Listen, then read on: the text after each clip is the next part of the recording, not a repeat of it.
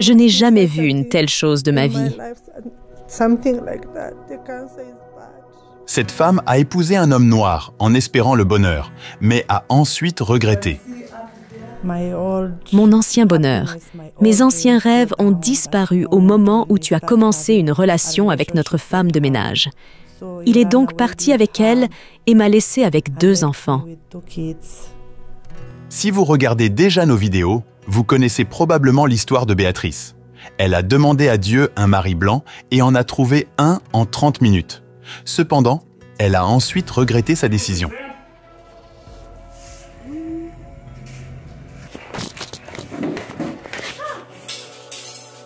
Son histoire est similaire à celle-ci, mais un peu différente car celle-ci a prié pour épouser un homme noir et a regretté plus tard à cause de ce que l'homme lui a fait subir.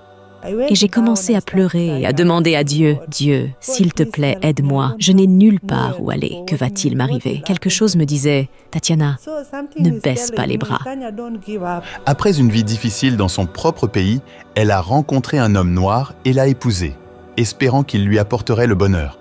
Mais ensuite, il lui a rendu la vie très difficile.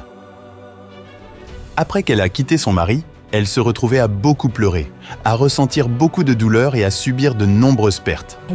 Je suis allée dans la pièce d'à côté, je me suis assise et j'ai pleuré. Quelqu'un d'autre est venu et m'a demandé ce qui n'allait pas. Elle avait tout avant. Alors comment en est-elle arrivée à avoir besoin d'aide juste pour survivre avec ses enfants? Que son mari a-t-il fait pour rendre les choses si difficiles pour elle? Et quelle vie difficile a-t-elle eue qui l'a poussée à vouloir épouser un homme noir? Je l'ai rencontrée au Kenya et elle était prête à se confier sur tous les moments difficiles qu'elle a traversés. Je m'appelle Tatiana Pavic. Je viens de Croatie. C'est un petit village près de Skradin. C'est là que je suis née. Et j'y suis restée jusqu'en 1999, quand la guerre a éclaté dans mon pays.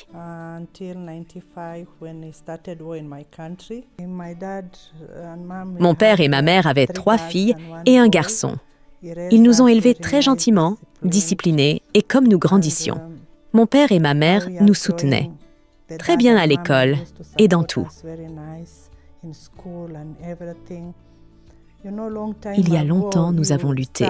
Mes parents ont lutté, construisant leur maison, travaillant très dur. Mon père travaillait et ma mère était femme au foyer. Ils s'aiment jusqu'aujourd'hui.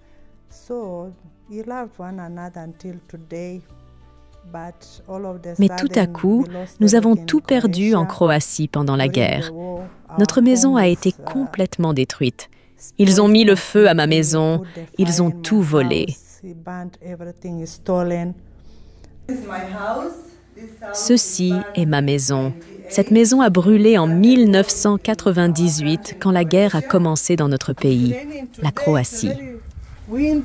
En 1998, quand la guerre a commencé dans notre pays, la Croatie, cette maison, ma maison, a brûlé. Aujourd'hui, sous la pluie et le vent, nous sommes ici, dans cet endroit. Tout est ravagé, volé. Ces lieux étaient autrefois des toilettes, une salle de bain. Les fenêtres, tout a été consumé par les flammes. Pourtant, malgré tout, l'endroit reste magnifique, offrant une vue exceptionnelle. Je me souviens des jours où je restais ici avec mon frère, mes sœurs. C'était notre refuge, où nous nous installions, dormions lorsque la chaleur était trop intense. Et mes parents sont partis comme des réfugiés en Serbie. Même aujourd'hui, ils sont là-bas.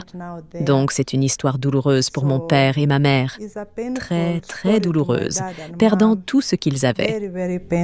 En 1991, la Croatie a décidé de devenir indépendante de la Yougoslavie, qui comprenait différents groupes ethniques et culturels. Les Croates voulaient se gouverner eux-mêmes, alimentés par un nationalisme croissant. Cependant, le gouvernement yougoslave, dirigé par la Serbie et son dirigeant, Slobodan, ne voulait pas que la Croatie parte. L'armée populaire yougoslave yougoslave, contrôlée par les dirigeants serbes, est intervenue pour empêcher la Croatie de se séparer. Cela a conduit à un conflit violent et sévère appelé la guerre d'indépendance croate. Pendant cette guerre, il y a eu de nombreux actes de violence et de graves dommages, y compris des attaques contre des villes et forçant de nombreuses personnes à quitter leur domicile. La guerre n'était pas religieuse, mais la religion a contribué à l'essor des conflits. Et c'est pourquoi elle a perdu beaucoup de personnes, y compris des amis proches et des parents. Même ses parents sont devenus des réfugiés juste à cause de cela.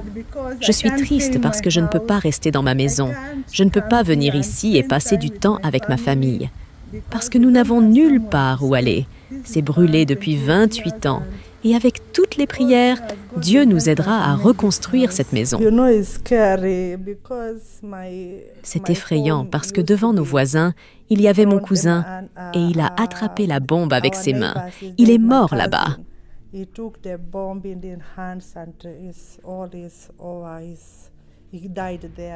Cette nuit, son père est venu chez moi et a appelé mon père. « S'il te plaît, viens nous aider. » Je n'y suis pas allée, mais j'ai pu entendre cette bombe exploser. Il y en avait un autre. Mon voisin est également décédé lorsqu'il y avait des combats dans mon pays. Il a perdu la vie. Il s'appelait Predrago.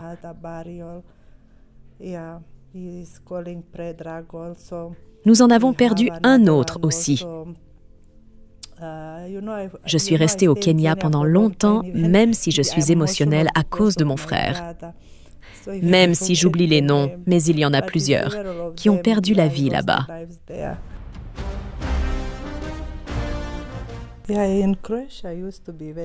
La Croatie était un pays très beau avant la guerre.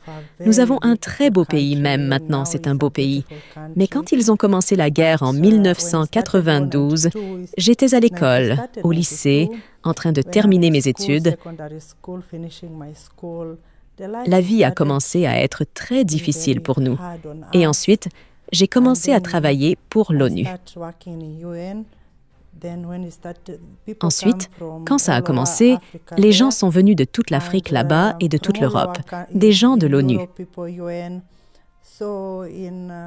Je suis venue là-bas. C'est là que j'ai rencontré mon mari aussi.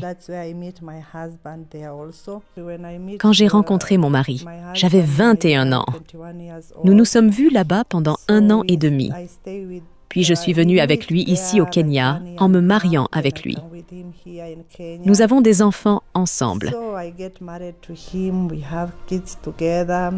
En tant que fille d'un pays ravagé par la guerre, elle avait perdu de nombreux amis et membres de sa famille. Ses parents ont dû s'échapper et elle a trouvé un moyen de partir sans être considérée comme une réfugiée. Elle a déménagé au Kenya pour vivre avec un homme de là-bas qui l'aimait. Ils s'aimaient tous les deux, ont déménagé au Kenya, ont eu une bonne vie et même des enfants. Cependant, même si elle a échappé à la guerre, la vie dans sa nouvelle maison n'allait pas être facile.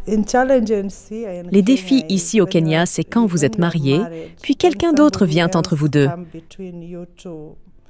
C'est très douloureux. J'aimais mon mari. Je n'ai jamais cru que les choses pourraient se passer comme ça entre lui et moi. Je n'ai jamais cru, même aujourd'hui, ce qui s'est réellement passé. Au Kenya, vous pouvez avoir des femmes de ménage que vous amenez chez vous pour travailler, pour vous aider. Mais au lieu de vous aider, elle a commencé à regarder mon mari à peine 1 mois et demi qu'elle travaillait dans ma maison.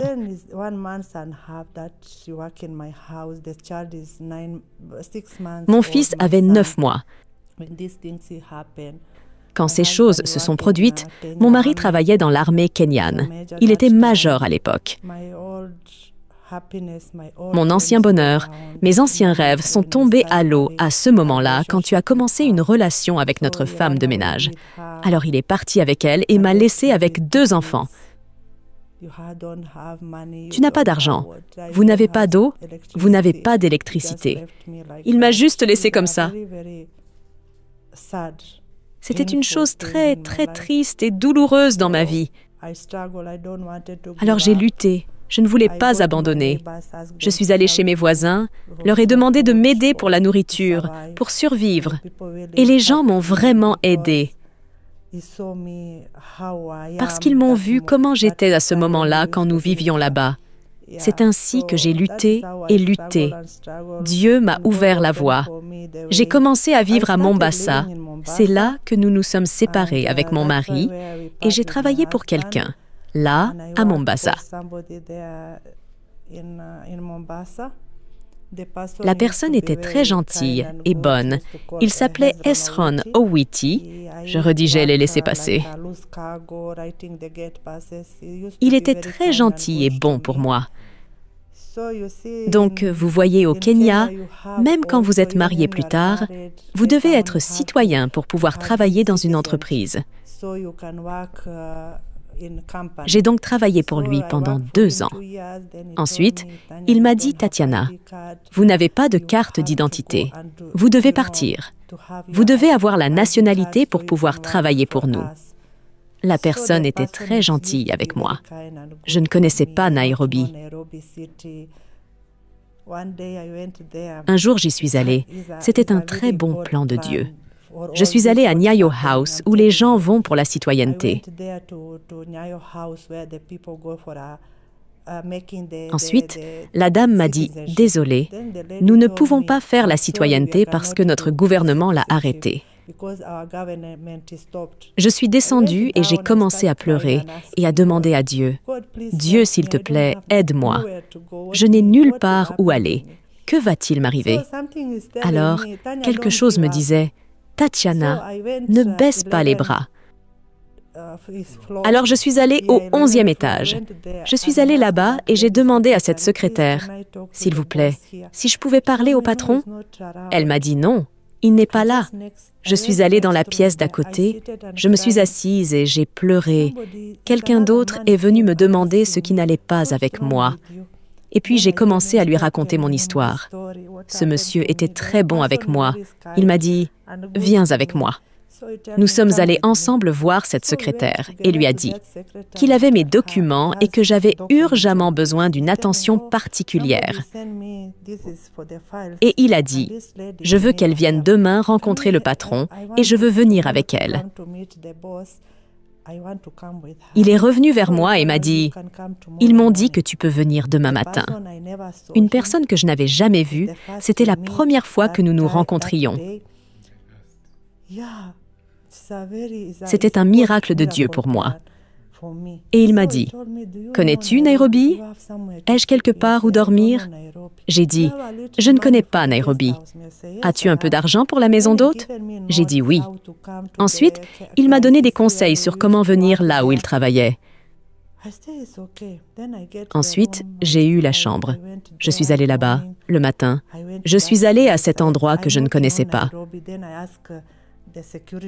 Puis j'ai demandé au gardien de sécurité « Où est le bâtiment KIK ?»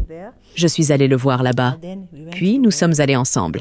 Quand je suis allée voir ce patron, il m'a demandé comme ça « Qu'est-ce qui t'est arrivé exactement ?» J'ai raconté mon histoire. Il m'a dit « C'est la vérité. Je sais que le gouvernement a arrêté de donner la citoyenneté. Mais tout ce que j'ai entendu à ton sujet, je suis prêt à t'aider. » C'est ainsi qu'il a commencé. Et j'ai eu ma citoyenneté. C'est un plan de Dieu. Tu rencontres des gens mauvais et Dieu t'envoie aussi de bonnes personnes dans ta vie.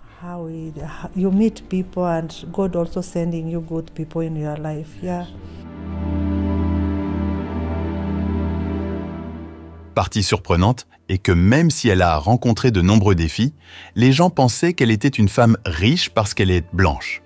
Cependant, elle se sentait submergée car elle avait trop de problèmes qu'elle ne pouvait pas contrôler.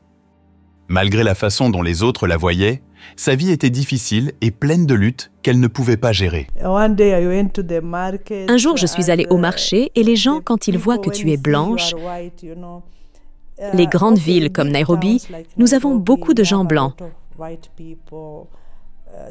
Quand les gens te voient, « Ouh, tu es blanche !» Les Blancs ont beaucoup d'argent. Puis un jour, je suis allée là-bas. Ensuite, ils me regardaient encore.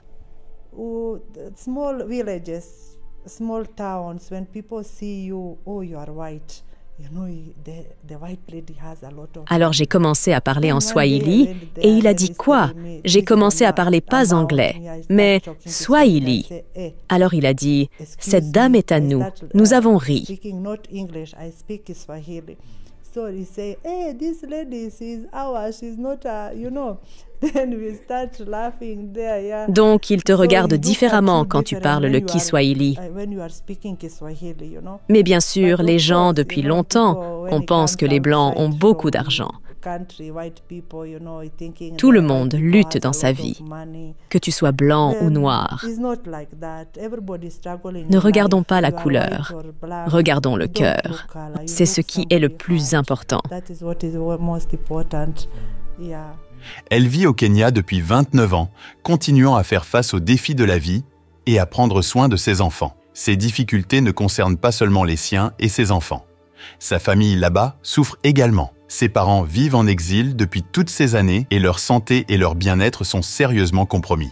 Récemment, ils ont vécu une tragédie qui les a profondément blessés, ainsi qu'elle. Pendant que je suis au Kenya à vivre ici, parfois je suis allée les visiter et ils ont commencé une autre histoire très triste en 2020. Quand mon père a eu un cancer de l'estomac. Nous l'avons traité, il a eu une opération et il va mieux. Puis en 2022, mon frère a commencé à avoir un problème. C'était mon seul frère. Alors quand il m'a appelé et m'a dit qu'il avait un cancer de stade 4, c'était trop tard pour lui. Je n'ai jamais cru que c'était la vérité. Mais il est mort. Il travaillait en Allemagne. Nous avons tout fait pour l'encourager, que tout irait bien, que Dieu le guérirait. Mais il a dit non. Mon temps est venu. Je suis prêt à aller vers mon Dieu. Je suis rentrée chez moi, car il m'a dit, « Sœur, s'il te plaît, viens, je veux te voir avant de mourir. » Il est venu d'Allemagne en Serbie, où mes parents vivent.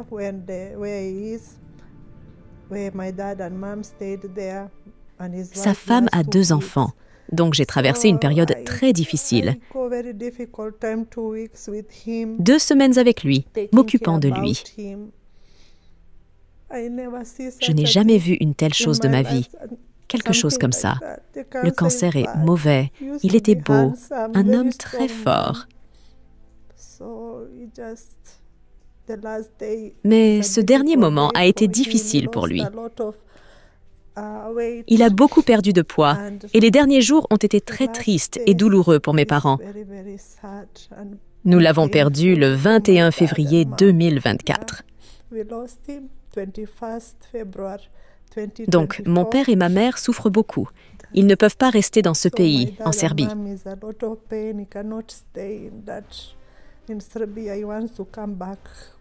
Mon père veut revenir là où il est né, là où il avait une vie avec ma mère. Mais il ne peut pas y retourner car notre maison est brûlée. C'est même juste là. Mais il ne peut pas y rester. Il est chez notre voisin là-bas. Il y dort, mais c'est triste.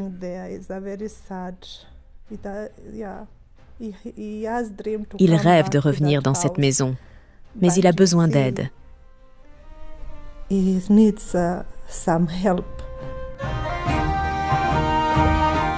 Après la guerre en Croatie, de nombreuses organisations caritatives du monde entier se sont rapidement mobilisées pour aider les familles à réparer les dégâts. Cependant, les parents de Tatiana n'ont jamais reçu cette aide parce que certaines personnes volaient des biens et l'aide n'atteignait pas ceux qui en avaient vraiment besoin.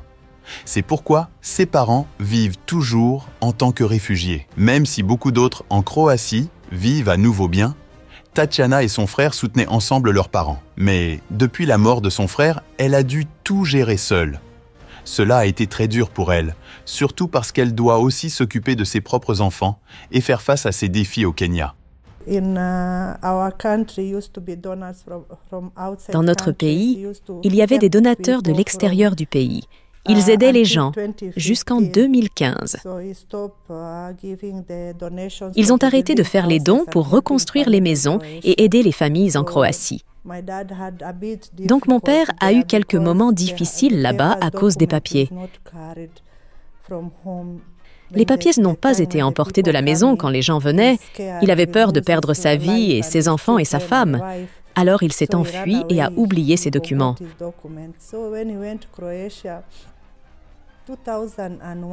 Donc, quand il est allé en Croatie en 2001 ou 2002 pour voir comment il allait obtenir ses documents, tout était détruit.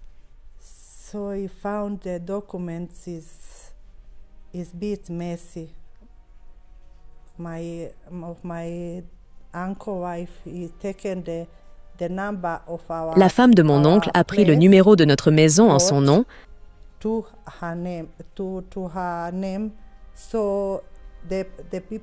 Alors les gens qui donnaient pour les maisons ne réparaient que sa maison.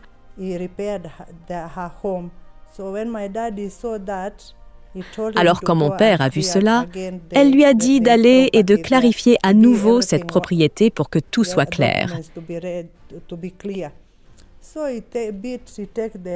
Il a pris le temps de finir ses documents, mais en 2015, le gouvernement a arrêté les dons de l'extérieur du pays pour réparer les maisons. Donc notre maison est toujours comme elle était. Toutes ces histoires sont vraies. Même beaucoup de gens en Europe connaissent cet endroit. Ils connaissent la Croatie. Ils connaissent toute l'histoire.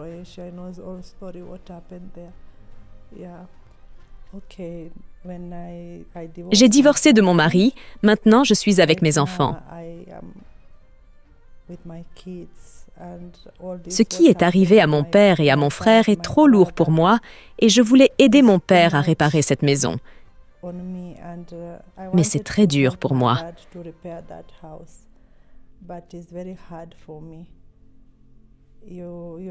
Après tout ce qui s'est passé, je lutte pour trouver de petits emplois et aider mon père et ma mère, car ils ne peuvent pas survivre avec 200 € par mois.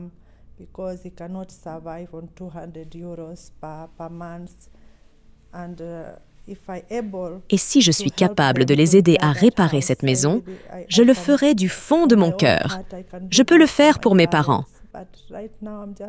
Mais pour l'instant, je suis seule.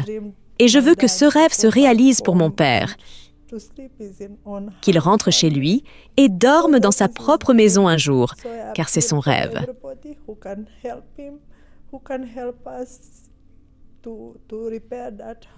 Alors, j'en appelle à tous ceux qui peuvent l'aider, qui peuvent nous aider à réparer cette maison, car je ne peux pas le faire seule.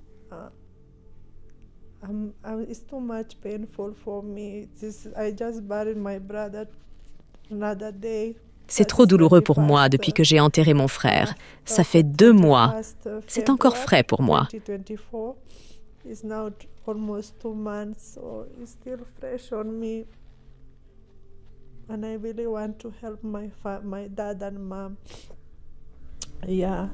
Elle fait face à de nombreux défis, les siens et ceux de sa famille. Nous pouvons tous l'aider à réaliser les objectifs qu'elle a fixés avec son frère avant qu'il ne décède. Ce qui améliorerait également sa propre vie puisqu'elle se débat là où elle vit. Si vous souhaitez l'aider, vous pouvez cliquer sur le lien Giving Life trouvé dans la description de la vidéo ou dans le premier commentaire épinglé. Et je veux vraiment aider mes parents.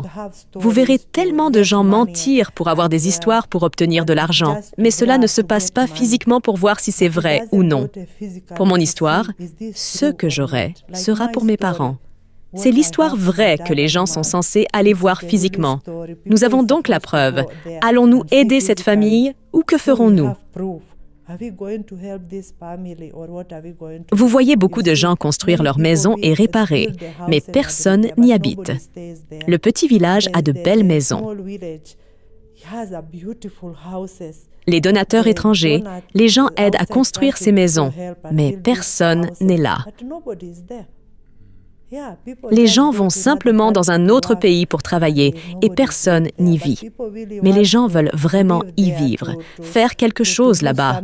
Vous savez, rester dans leur propre maison.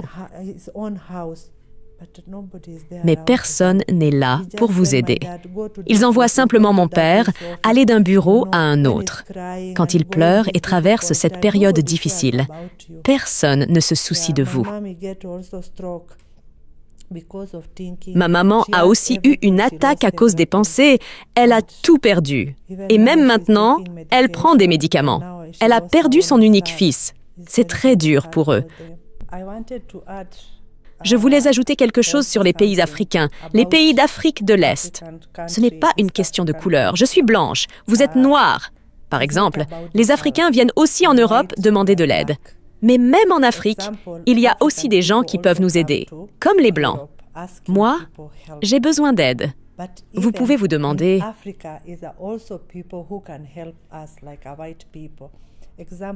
alors ce que je veux dire, c'est que ce n'est pas grave si vous êtes blanc ou noir. Ce qui compte, c'est ce que vous avez dans votre cœur pour aider, car Dieu est un. It doesn't matter you are white or black. It is matter what you have in your heart to help because God is one. Vous êtes catholique, vous êtes orthodoxe, vous êtes musulman, mais nous croyons tous en un seul Dieu. C'est ainsi que nous sommes censés être. Beaucoup de gens vont en Afrique, vont en Europe, et les gens les accueillent aussi gentiment, coopérant très gentiment. L'Europe aide aussi les pays africains. Mais je crois qu'en Afrique, vous pouvez également nous aider en Europe. Quelqu'un de bien, peut-être d'Afrique du Sud, peut-être d'Ouganda, peut-être du Ghana. Dieu peut faire des miracles demain et dire « Tatiana, nous avons entendu votre histoire. Allons ensemble sur le terrain pour voir si c'est vraiment une histoire vraie. »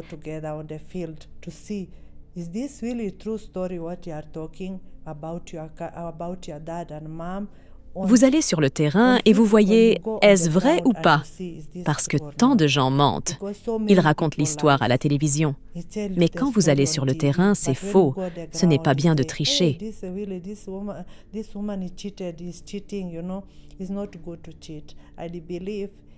Je crois en l'Afrique et j'y suis restée pendant 29 ans. Et je crois que les gens m'écoutent en Afrique de l'Est et dans les pays africains. J'aime le Kenya, j'aime tous les pays d'Afrique. Et je crois que lorsque vous écoutez mon histoire, vous serez avec moi et vous aiderez un jour mon père et ma mère à venir et à dormir dans leur maison. Merci beaucoup. Que Dieu vous bénisse. Et que Dieu bénisse le monde entier, en Afrique et en Europe, et qu'ensemble, nous construisions le pays. Que cela ne soit pas en guerre. Croyons en Dieu, car dans mon pays, nous avons tout perdu. Quand les gens perdent tout et disent « Oh mon Dieu, qu'avons-nous fait ?» Quand vous voyez les morts, vous voyez les enfants, des enfants innocents. Pourquoi tout cela ? Il est bon de s'asseoir ensemble, de discuter et de vivre une vie heureuse. Ce n'est pas bon de perdre des gens, ce n'est pas bon de perdre le pays, comme à Gaza et en Ukraine. Vous voyez ce qui se passe. C'est très triste. Comme en Croatie, nous avons tout. Demain, vous vous réveillez, vous n'avez rien. Alors, j'en appelle à tout le monde pour être heureux, pour être bon, pour s'entraider. Et que Dieu bénisse le Kenya, que Dieu bénisse l'Afrique, que Dieu bénisse mon pays et le monde entier. And God bless Kenya, God bless Africa, God bless my country and all over the world. Espérons regarder sa prochaine vidéo pour remercier tout le monde pour leur aide. N'oubliez pas, il est bon et important d'aider ceux dans le besoin, car la vie est un cycle. La gentillesse que vous montrez vous reviendra. Merci de regarder. C'est Afrimax Français. N'oubliez pas de vous abonner.